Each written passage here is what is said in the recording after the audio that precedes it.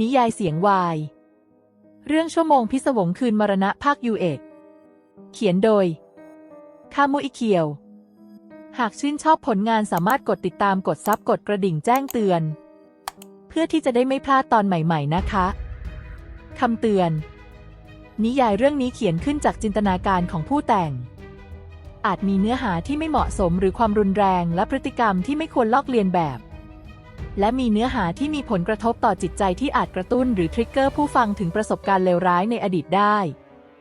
เรื่องผีที่นำมาเขียนเกิดจากการแต่งเติมเพื่อความบันเทิงเท่านั้นไม่เกี่ยวข้องกับบุคคลจริงหรือสถานที่ใด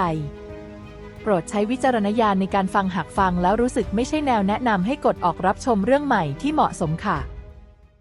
ตอนที่ 6 เงาปริศนาวันนี้เป็นเช้าวันอาทิตย์ที่ยูเอะตื่นตั้งแต่เช้าเขาตั้งใจที่จะไปเยี่ยมริวอิจิที่บ้านของอีกฝ่ายแม้เขาจะยังจดจำเส้นทางของเมืองแห่งนี้ยังไม่ได้นักแต่คาสึมะพี่ชายซึ่งเป็นลูกของคุณลุงได้อาสาจะพายูเอะไปส่งถือเสียว่าพาเด็กหนุ่มศึกษาเส้นทางของรถภายในเมืองด้วยทั้งสองขึ้นรถประจำทางใกล้ๆเขตโซนที่พักอาศัยของตนเองเพื่อไปต่อรถประจำทางอีกสายไปยังอีกโซนซึ่งเป็นหมู่บ้านที่ครอบครัวของริวอิจิอาศัยอยู่บริเวณนี้ดูเก่าแก่เพราะบ้านแต่ละหลังยังมีโครงสร้างในสมัยก่อนตั้งแซมเป็นจุดพื้นที่และบริเวณรายล้อมไปด้วยต้นไม้สูงใหญ่ยูเอะคิดว่าตั้งแต่โซนบริเวณนี้ยังลงไปคงเป็นพื้นที่เก่าแก่ยิ่งเก่าแก่ยิ่งมีพลังของความอาถรรพ์มารวมตัวกันหนาแน่นยูเอะเมื่อลงยังป้ายรถเมล์จึงได้เดินเคียงคู่กับพี่คาสึมะไปยังเส้นทางในแผนที่ที่ริวอิจิได้ระบุไว้เมื่อเดินมาเรื่อยๆซึ่งมองเห็นโซนที่ริวอิจิอยู่เป็นซอยที่ค่อนข้างกว้างและเป็นพื้นที่ที่ดูทันสมัย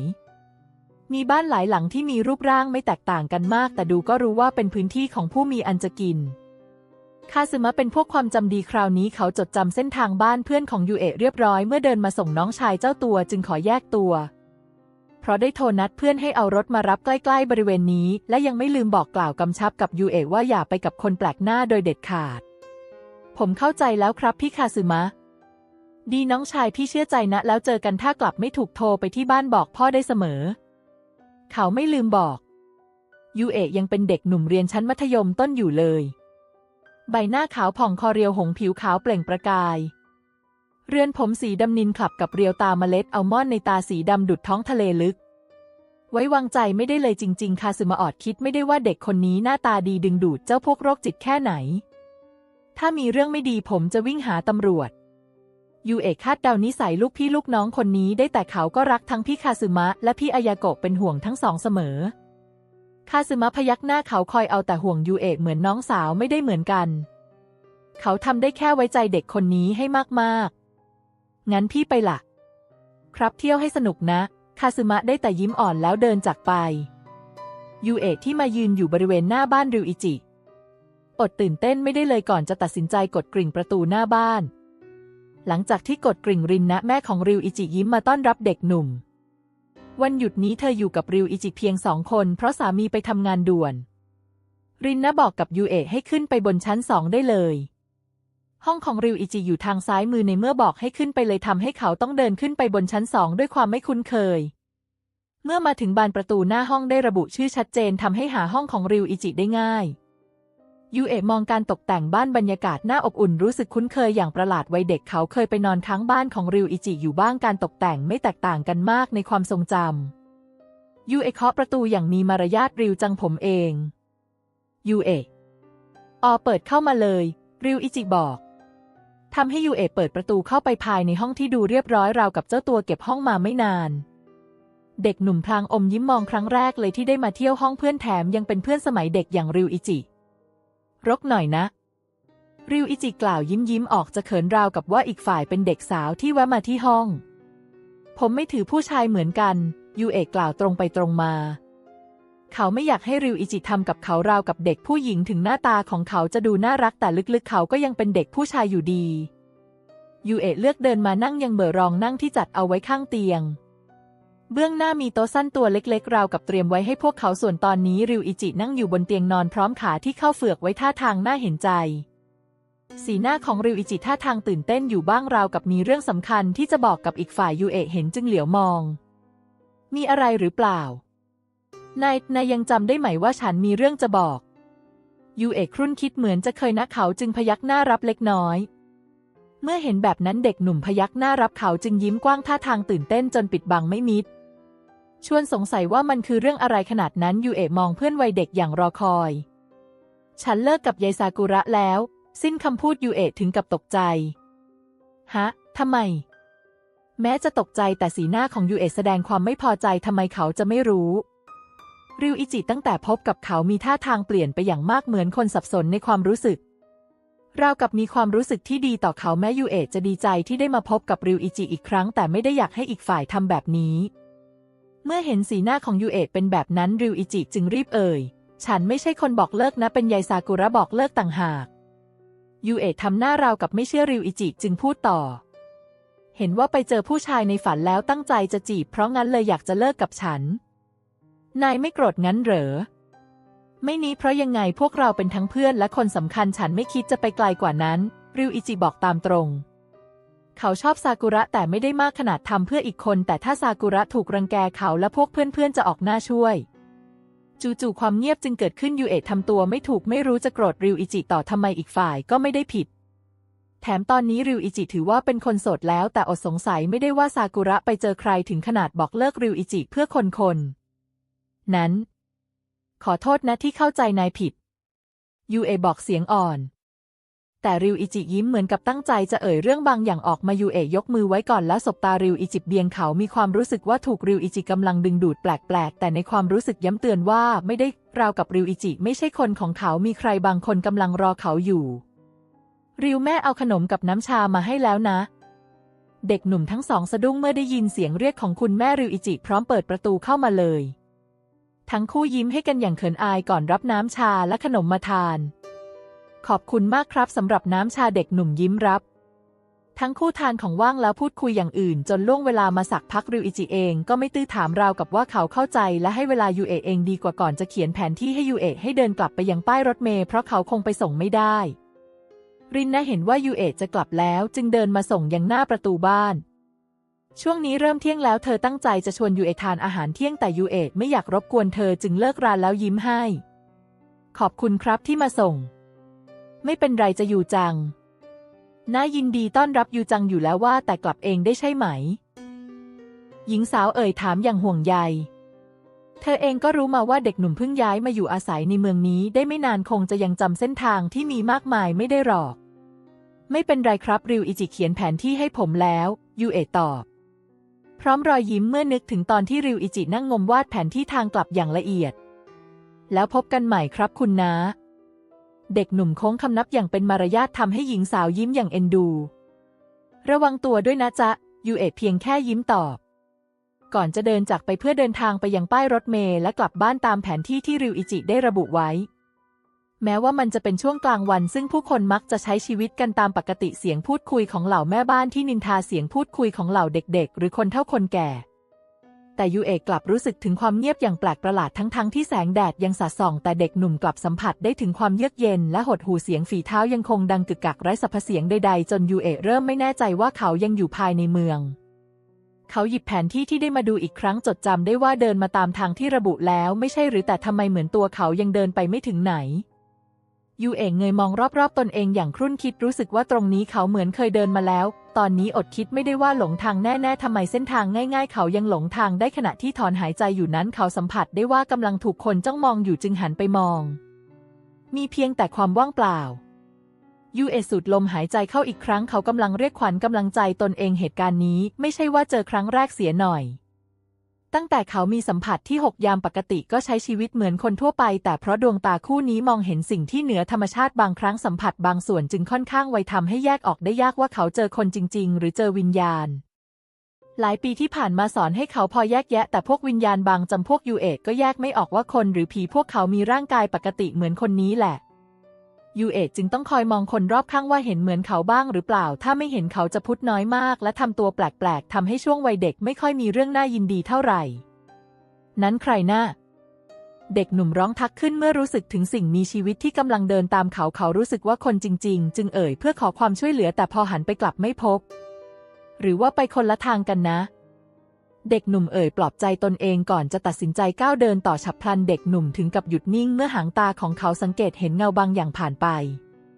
ทำให้ยูเอะต้องหันไปมองอีกครั้งตามสัญชาตญาณปรากฏแต่ความว่างเปล่างานนี้ท่าทางจะไม่ดีเอาเสียแล้วเงาปริศนาที่ผุดโผล่นั้นกำลังจะทำอะไรกันแน่ยูเอะเริ่มก้าวเท้าไม่ออกบรรยากาศรอบตัวเริ่มกดดันเขาขึ้นมาเรื่อยๆดวงตากลมเรียวโตสอดส่องสายตาไปรอบๆรู้สึกตัวว่าเขาเดินมาได้สักพักแล้วแต่บริเวณรอบๆตัวยังเหมือนยังอยู่ที่เดิมยูเอะคิดคงไม่ใช่ว่าเขาหลงในห้วงมิติหรือห้วงเวลาหรอกมังตัวของเขายังไม่เคยเจอกับเหตุการณ์ที่ถูกกักขังแบบนี้มาก่อนพอย้ายมาอยู่ที่เมืองนี้ดูเหมือนรอบๆตัวยูเอะจะพบกับสิ่งที่เหนือธรรมชาติติดต่อกันโชคดีของเขาคือมีริวอิจิยามเมื่ออยู่กับอีกฝ่ายยูเอะมักรู้สึกปลอดภัยเสมอเพราะแบบนั้นเขาจึงรู้สึกเหมือนถูกริวอิจิดึงดูดให้รู้สึกแปลกๆบวกกับท่าทางของริวอิจิเองก็เหมือนถูกเขาดึงดูดเช่นกันแต่ยูเอะคิดว่ามันไม่ชัดเจนอาจเพราะพวกเขายังคงเป็นเด็กหนุ่มวัย 13-14 ความรู้สึกพวกนี้ยังไม่มีความจริงจังใดๆและยูเอะยังไม่อยากตอบรับความรู้สึกของริวอิจิง่ายๆแบบนั้นมันเหมือนกับเขาใจง่ายจนเกินไปสำหรับยูเอะเขามักมีความรู้สึกอยู่ตลอดเวลาว่าริวอิจิยังไม่ใช่คนที่เขารอคอยจริงๆแต่ความรู้สึกที่เขามีให้ริวอิจิก็พิเศษเช่นกันตอนนี้ยูเอะคิดว่าเขาควรต้องหาทางออกจากช่วงเวลานี้ให้ได้เด็กหนุ่มตัดสินใจเปลี่ยนเส้นทางเขาลองดูว่าหากเดินไปตรงตามเส้นทางในแผนที่ที่ไม่ได้ระบุไว้เขาจะออกจากบริเวณนี้ได้หรือเปล่าคิดดังนั้นจึงยกฝ่ามือตบลงใบหน้าของตนเองเรียกสติอีกครั้งนี้มันยังกลางวันอยู่เลยนะยูเอะสะบดขึ้นเบาๆเขาพยายามครองสติของตนก่อนหยิบแผนที่ที่ริวอิจิเขียนขึ้นให้ดูอีกครั้งแล้วเลือกเส้นทางใหม่ที่จะเดินต่ออย่างรวดเร็วเมื่อได้เส้นทางเดินแล้วเด็กหนุ่มจึงรีบก้าวเท้าเดินไปอย่างไม่รอช้าทุกก้าวล้วนแต่รู้สึกเหมือนมีบางสิ่งบางอย่างกำลังตามเด็กหนุ่มรู้สึกถึงเงาดำปริศนาที่กำลังตามตนเองมาแม้จะหันไปมองตรงๆแต่มันก็หายแวบไปจนมองไม่เห็นทำให้เขาพอจับสังเกตเงานั้นเห็นเพียงผ่านๆที่หางตาเท่านั้นการที่อยู่คนเดียวแบบนี้มันเหมือนกับว่าตนเองกำลังถูกลวงให้ห่างจากผู้คนยูเอะจึงต้องการที่จะออกไปให้ได้เพราะยิ่งเดินเขารู้สึกเหมือนตนเองกำลังเดินอยู่ในเขาวงกฏเส้นทางแต่ละก้าวที่เด็กหนุ่มเดินไปนั้นมีแต่บรรยากาศที่เยือกเย็นชวนขนลุกความเย็นเยือกรอบกายจนภายในใจเริ่มถูกกดดันจากสิ่งที่มองไม่เห็นนี้เขากำลังถูกเล่นงานจากสิ่งที่ไม่มีตัวตนหรือนี้สายตาเริ่มมองกวาดไปรอบๆเส้นทางที่ตนกำลังเดินอย่างหวาดหวั่นความเยือกเย็นเริ่มทวีความรุนแรงขึ้นจนเขาแทบไม่อยากจะเดินอีกต่อไปเงาดำปริศนาที่เขามองเห็นนั้นคงเป็นวิญญาณที่ยังวงเวียนอยู่ณบริเวณแถวนี้แน่ๆพอตนคิดถึงตรงจุดนี้ยูเอะปิดจมูกของตนเองทันทีที่ได้อายกลิ่นสาบขณะเดินไปข้างหน้าหยุดอยู่ตรงนั้นนะเด็กหนุ่มถึงกับหยุดชะงักตามเสียงตะโกนของเด็กหนุ่มบางคนที่ตะโกนแหวกผ่านอากาศน้ำเสียงนั้นช่างเข้าหูน่าฟังแต่ทรงพลังอย่างดีบ่งบอกว่าเจ้าของเสียงเป็นเด็กหนุ่มที่เต็มเปี่ยมไปด้วยเสน่ห์อย่างแน่นอนยูเอะหันไปสบมองร่างของเด็กหนุ่มด้วยความรู้สึกราวกับเขาคือตัวช่วยชีวิตพร้อมกับความรู้สึกโล่งใจอย่างประหลาดเมื่อได้เห็นเจ้าของเสียงนั้นนายมาทำอะไรแถวนี้เด็กหนุ่มผู้นั้นถามขึ้นยูเอะมองสำรวจคนตรงหน้ารูปร่างสูงโปร่งขาเรียวยาวดูสมส่วนใบหน้าคมเรียวรูปไข่ออกหวานอย่างเด็กหนุ่มเรือนผมสีดำนินยาวและบ่าทรงผมซอยรากไซและไปตามลำคอขาวเรียวดวงตาสีดำฉ่ำขนตางอนยาวพอกระพริบตาปรือราวกับปีกผีเสื้อคนนี้ดูดีมากแต่สำหรับยูเอะไม่รู้เพราะอะไรเขาเหมือนคุ้นเคยกับอีกฝ่ายอย่างประหลาดหลงทางหน้าผมกำลังจะกลับบ้านยูเอะมองเด็กหนุ่มเบื้องหน้าด้วยความรู้สึกโล่งใจหือกลับบ้านงั้นเหรอแต่เส้นทางนี้ไปยังสุสานนะมิสึรุกล่าวด้วยน้ำเสียงราบเรียบดวงตาคู่นั้นหรี่ลงก่อนจะเอามือล้วงกระเป๋ามองยูเอะเบื้องหน้าว่าไงนะทางไปสุสานงั้นเหรอแต่ผมเดินตามแผนที่ที่ริวอิจิบอกนะคงไม่ผิดซอยแน่ยูเอะเอ่ยขึ้นอย่างไม่แน่ใจเด็กหนุ่มหยิบกระดาษที่เขียนแผนที่ขึ้นมาดูเพราะเขาแน่ใจว่าริวอิจิคงไม่เขียนแผนที่ผิดหรอกคนเบื้องหน้าได้ยินชื่อของริวอิจิสีหน้าฉายแววสงสัยมองยูเอะด้วยสีหน้าคาดเดาไม่ถูกไหนขอดูหน่อยสิมิสึรุคว้ากระดาษจากมือของยูเอะไปดูก่อนใบหน้าคมออกหวานจะขมวดคิ้วนายหลงทางแล้วล่ะเด็กหนุ่มร่างสูงโปร่งกล่าวด้วยน้ำเสียงราบเรียบต่อยูเอะมองอีกฝ่ายก่อนจะถอนหายใจอย่างโล่งอกเส้นทางนี้คงไม่ค่อยดีสินะไม่ดีจริงๆแหละนายคงเป็นพวกรับคลื่นแปลกๆได้มิสึรุยิ้มเล็กน้อยราวกับว่าเขาเองก็มีสัมผัสคล้ายๆกันแต่ที่จริงมิสึรุกล่าวออกไปเพราะเขาคุ้นชินกับเรื่องพวกนี้มากกว่าก็เขามันลูกหลานพระก็ทำนองนั้น ยูเอะไม่รู้จะบอกตามตรงดีไหมเขาไม่ใช่พวกโอ้อวดว่าตัวเองมองเห็นสิ่งลี้ลับเพราะกลัวคนอื่นจะกลัวคงมีแต่ริวอิจิที่เขาไว้วางใจแถมเขาก็ไม่รู้จักคนตรงหน้าด้วยฉันเองมีสัมผัสพิเศษเหมือนกันถึงแม้จะไม่ค่อยได้เจอแบบชัดเจนแต่ก็รับรู้ได้ที่จริงฉันรู้สึกแปลกๆจึงว่าเดินมาแถวนี้พอดีเห็นนายเดินใจลอยก็เลยเดินมาทักมิสึรุพูดจาฉะฉานเป็นกันเองแถมอีกฝ่ายเหมือนจะพอเดาได้ว่าเด็กหนุ่มตรงหน้าคือใครหากพูดถึงริวอิจิหลักก็คงหนีไม่พ้นนักเรียนใหม่ที่ย้ายมายังห้องเขาช่วงที่มิสึรุไม่ได้ไปเรียนเพราะป่วยเขาได้ยินเรื่องของนักเรียนใหม่เสมอริวอิจิไม่เคยปิดบังแม้เขาจะแปลกใจที่อีกฝ่ายท่าทางดีใจเมื่อนักเรียนใหม่คือเพื่อนสมัยเด็กงั้นขอบคุณที่ช่วยพอดีผมรู้สึกเหมือนมีคนเดินตามมาก็เลยเดินหนีมันหน้ามิสึรุได้ฟังที่ยูเอะเล่าจึงได้แต่มองคนตรงหน้าอย่างครุ่นคิดบางอย่างเพราะถนนแถวนี้และบริเวณนี้มันก็ไม่ปกติแถมยังอยู่ใกล้วัดอีกนายคงถูกเงาดำนั้นตามสินะเฮิกมันเป็นพวกวิญญาณเร่ร่อนนะความหวาดกลัวคือสิ่งที่ทำให้มันมีพลังถ้าเราไม่กลัวมันก็ทำอะไรเราไม่ได้หรอกไม่ได้อธิบายเพียงแบบบอกปัดผ่านในความสงสัยมิสึรุเหมือนพอจะจับประเด็นจากข่าวลือบริเวณแถวนี้ได้แล้วรู้ได้ยังไงยูเอะขมวดคิ้วอย่างสงสัยใบหน้าเรียวน่ารักนั้นจับจ้องอีกฝ่ายอย่างอยากรู้ซึ่งเด็กหนุ่มตรงหน้าได้แต่ยิ้มบางๆฉันเป็นลูกพระเลยพอมีความรู้ทางด้านนี้บ้างแม้จะพูดแบบนั้นแต่ยูเอะแสดงสีหน้าตกตะลึงเขามองอีกฝ่ายดูไม่มีแววจะใกล้ชิดกับสิ่งที่เคร่งครัดแบบนั้นเลยเพราะแววตากับท่าทางที่เหมือนจะไม่เชื่อแสดงออกมาอย่างไม่ปิดบังนั้นทำให้มิสึรุหัวเราะเล็กน้อยยูเอะรู้สึกผิดที่จู่ๆทำเสียมารยาทแล้วขอโทษไม่เป็นไรหรอกฉันชินแล้วล่ะเพราะใครจะไปเชื่อล่ะว่าเด็กที่ดูเสเพลอย่างฉันจะเป็นถึงลูกพระแต่ฉันไม่คิดจะบวชตามพ่อกับปู่หรอกนะแต่ยังไงเราก็เพิ่งจะเจอกันครั้งแรกผมทำไม่ดีเองยูเอะเกรงใจจริงๆเขาไม่เคยเจอลูกชายของพระแถมไม่คิดเลยว่าจะถูกอีกฝ่ายช่วยความเป็นกันเองที่มอบให้เขายูเอะรู้สึกอยากผูกมิตรกับอีกฝ่ายจริงๆนายช่างขี้เกรงอกเกรงใจเหมือนที่เจ้านั่นว่ามาเลยเจ้านั่นยูเอะเหมือนเริ่มสงสัยการที่อีกฝ่ายทำดีและคุยอย่างเป็นกันเองกับเขาเพราะรู้จักเขางั้นเหรอแต่เขาไม่รู้จักอีกฝ่ายเลยนะริวอิจิน่าชื่อนี้ทำให้ใบหน้าของยูเอะขึ้นสีอย่างตกใจผสมกับเขินขึ้นมาหน่อยคนรู้จักของริวอิจิงั้นเหรอยูเอะที่เพิ่งย้ายมาอยู่ที่เมืองใหม่แห่งนี้ได้เพียงแค่1 สัปดาห์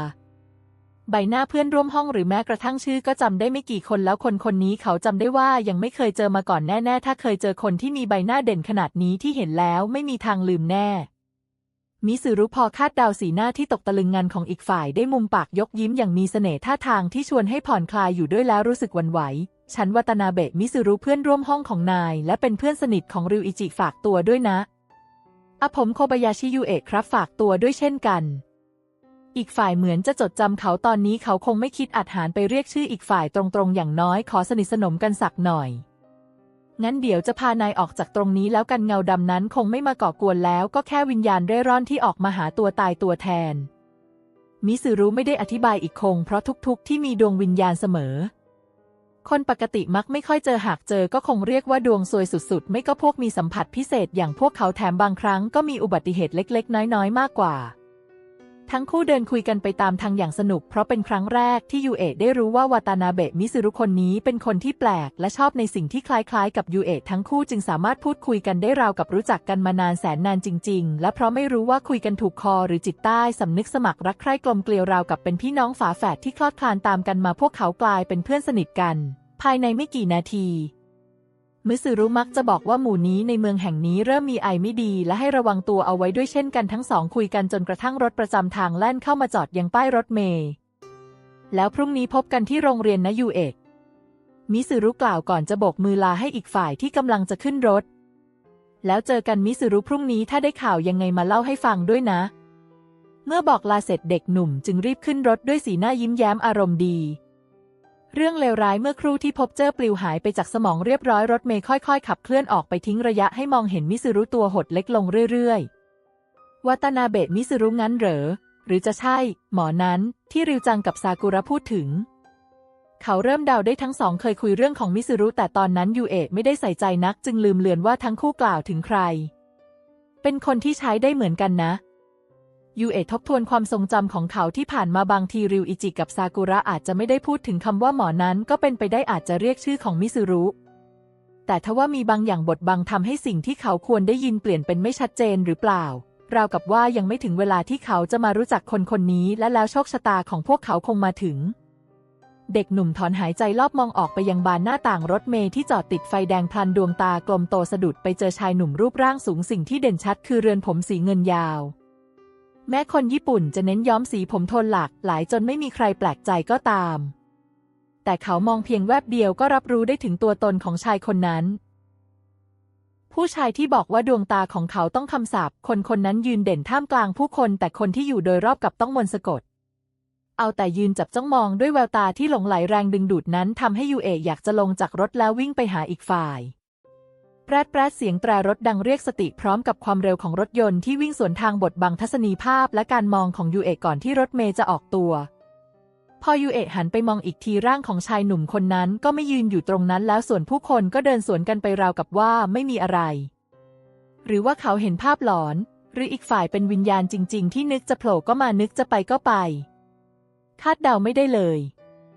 พอกระพริบตายูเอะเห็นผีเสื้อสีเงินโปร่งแสงบินวนใกล้ๆความเบาบางล่องลอยราวกับปุยนุ่นพอเขาแบฝ่ามือเจ้าผีเสื้อสีเงินโปร่งแสงนั้นก็บินลงมายังฝ่ามือก่อนร่างจะค่อยๆสลายหายวับไปต่อหน้าผีเสื้อแบบนี้อีกแล้วถึงมันจะไม่อันตรายก็ตามแต่ยูเอะนึกสงสัยว่ามันคืออะไรกันแน่เป็นเพียงเศษเสี้ยวของดวงวิญญาณหรือว่าเป็นพลังของใครบางคนแต่ยูเอะพอเห็นเจ้าผีเสื้อเขาจะนึกถึงชายปริศนาคนนั้นที่ทำให้เขาหวาดกลัว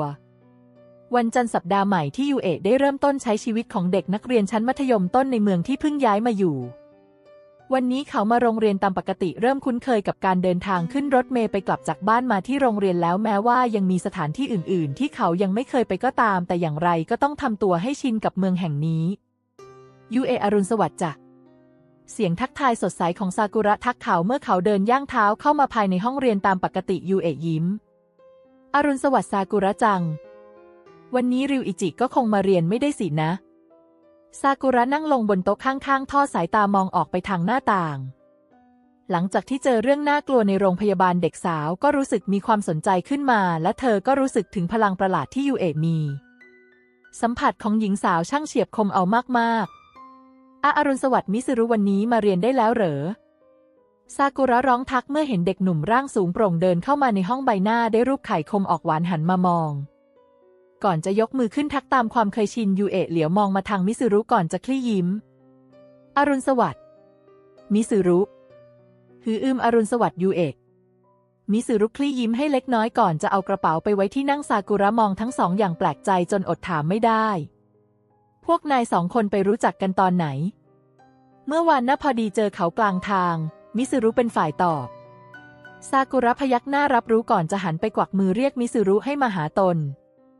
เมื่อก่อนซากุระเป็นแฟนกับริวอิจิจึงทำให้สนิทกับเพื่อนในกลุ่มของริวอิจิด้วยเช่นกันมานี้หน่อยสิฉันอยากรู้ว่านายไปเจอยูเอะคุงตอนไหนเด็กสาวกล่าวอย่างอยากรู้เพราะดูเหมือนเพื่อนชายทั้งสองคนจะสนิทกันเร็วจนเกินไปแล้วเรียกชื่อต้นกันท่าทางสนิทสนมแบบนี้เหมือนมีลับลมคมในจนเธออยากรู้มิซึรุยกยิ้มหือราวกับพอคาดเดาว่าเด็กสาวอยากรู้เรื่องอะไรโชคดีวันนี้เขาเองก็มีเรื่องจะมาเล่าให้ยูเอะฟังเมื่อวานเขาสัญญากับอีกฝ่ายว่าจะลองไปสืบดูว่าบริเวณแถวนั้นมีอะไรเกิดขึ้นหรือเปล่าคนที่ตอบข้อสงสัยให้ก็เป็นปู่ของมิซึรุนั่นเองฉันไปเจอยูเอะตอนที่หมอนี้หลงทางจะกลับบ้านเมื่อวานจริงด้วยยูเอะมีเรื่องจะบอกยูเอะเหมือนรู้เรื่องราวอยู่ก่อนหน้านั้นจึงรีบลงไปใกล้คนทั้งสองอย่างรู้งาน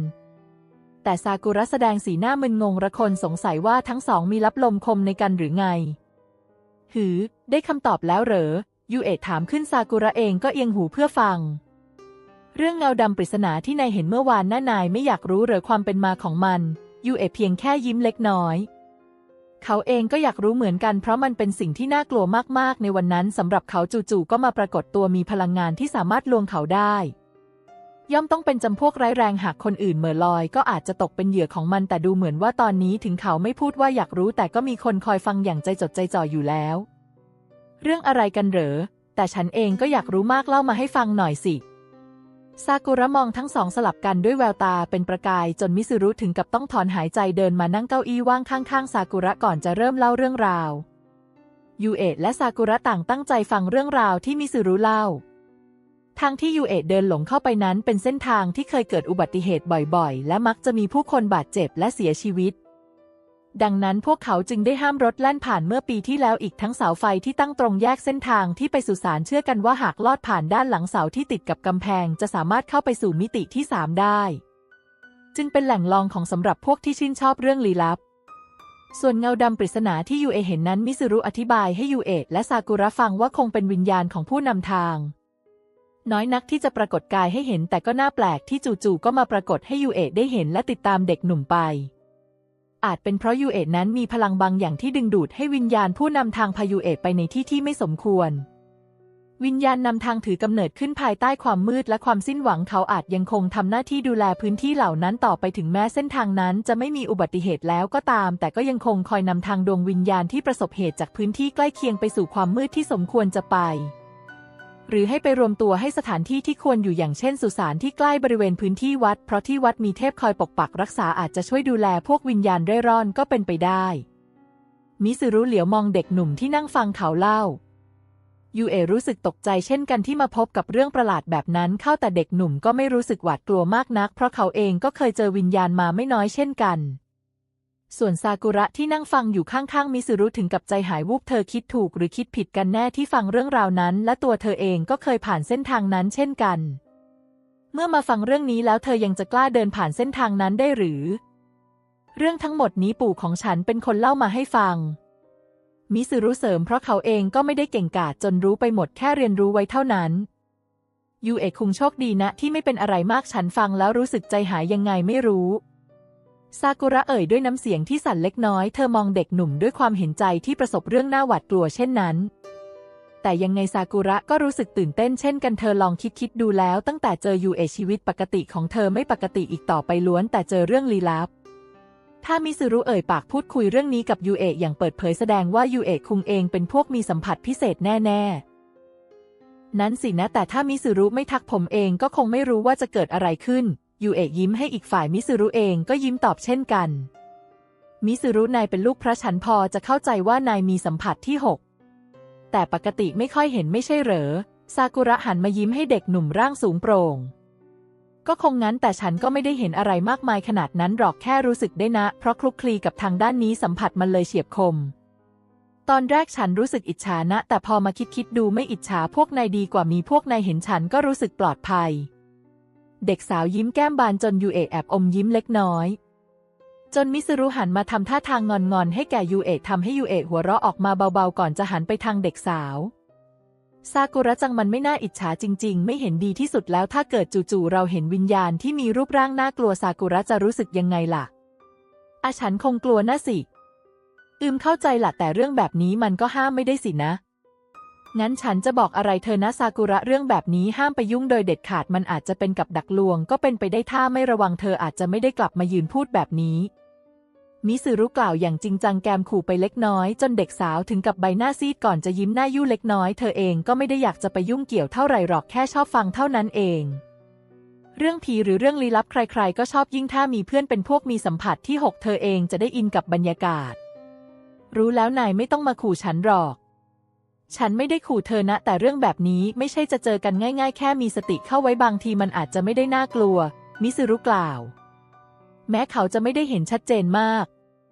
ถ้ามันพอลางๆขมุกขมัวเหมือนดวงตามีม่านหมอกหนาบดบังเขารู้สึกแบบนี้ตลอดอาจจะเป็นแบบนี้สัมผัสเบาบางแต่พักหลังนี้เรื่องแปลกประหลาดในเมืองแห่งนี้เกิดขึ้นบ่อยช่วงหลายเดือนก่อนที่มีกลุ่มคนแวะมาที่วัดเพื่อมาขอยันกันผีแถมพวกวัยรุ่นที่ไปล่าท้าผีลองของก็มักวิ่งมาที่วัดเสมอมิซึรุเลยงานเข้าช่วยงานทางบ้านวุ่นวายบางครั้งอาการเจ็บป่วยเก่าๆก็กำเริบขึ้นมามันถี่ขึ้นมากความทรงจำที่ขาดในตอนเด็กก็เหมือนจะผุดขึ้นมาแวบๆพอเขาจะจำได้ก็ลืมยูเอะถ้าว่างๆก็แวะไปที่บ้านฉันสิบ้านฉันเป็นวัดที่ใหญ่ที่สุดในเมืองนะยูเอะมีความสนใจได้ไว้นัดกันผมยังไม่เคยไปบ้านเพื่อนคนอื่นเลยนอกจากริวอิจิบ้านฉันกับบ้านริวอิจิห่างกันไม่กี่ซอยตอนนายหลงทางก็ช่วงระหว่างซอยจากบ้านริวอิจิพวกนายลืมฉันซากุระพูดแทรกราวกับว่าเธออยากมีตัวตนระหว่างพวกเขาบ้างยูเอะยิ้มอ่อนโยนแววตากลมสวยอบอุ่นมองซากุระอย่างเอ็นดูผิดกับมิซึรุที่แสดงสีหน้าออกมาอย่างกวนๆ เพื่อนสาวอดีตแฟนริวอิจิเขาเองก็รู้ว่าทั้งคู่เลิกกันแล้วแต่มิสึรุก็ไม่ได้พูดนี้มันเรื่องของลูกผู้ชายมิสึรุกล่าวน้ำเสียงราบเรียบซากุระไม่มีทีท่าโกรธแค่พองแก้มคิ้วขมวดราวกับงอนมากกว่ายูเอะจึงหัวเราะเบาๆอย่าโกรธเลยเลิกเรียนพวกเรา3 คนไปเดินเล่นก่อนกลับบ้านดีหรือเปล่าดีๆควงหนุ่มหน้าตาดี2 คนสาวๆโรงเรียนอื่นต้องอิจฉาซากุระเหมือนปล่อยมุกตามประสาสาวน้อยน่ารักท่าทางนั้นน่าเอ็นดูจนเกลียดไม่ลงจริงๆมิสึรุมุมปากกระตุกอยากจะแซวว่าก็เธอโสดแล้วไงล่ะจริงๆถ้าเธอคิดแบบนั้นคงต้องผิดหวังแล้วสายตาหนุ่มๆอาจจะไม่มองเธอแต่เป็นยูเอะคิดในใจมิสึรุก็น่ามองคงมีทั้งหญิงและชายที่มองเขาแน่ๆซากุระที่คล้อยตามมองยูเอะผู้มีใบหน้าหวานน่ารักดวงตาสีดำนิลกลมโตมองอย่างไรก็รู้สึกอดยิ้มให้ไม่ได้จมูกนิดริมฝีปากอิ่มเพราะวัยในตอนนี้ยังไม่โตเป็นผู้ใหญ่เด็กหนุ่มจึงออกไปทางเด็กผู้หญิงหากมีหนุ่มๆเผลอมาชอบยูเอะซากุระไม่แปลกใจถ้าจะมีผู้ชายมาชอบยูเอะริวอิจิเองก็มีท่าทางแปลกๆอาจจะมีความรู้สึกคิดไม่ซื่อคิดดังนั้นจึงหันไปมองมิสึรุเธอเหมือนมีบางอย่างอยากจะพูดแต่ก็หุบปากลงรู้สึกว่าไม่ใช่เรื่องของเธอที่จะบอกเพราะพูดไปแล้วมิสึรุก็คงไม่เข้าใจเธออยากจะบอกนายมีคู่แข่งแล้วนะ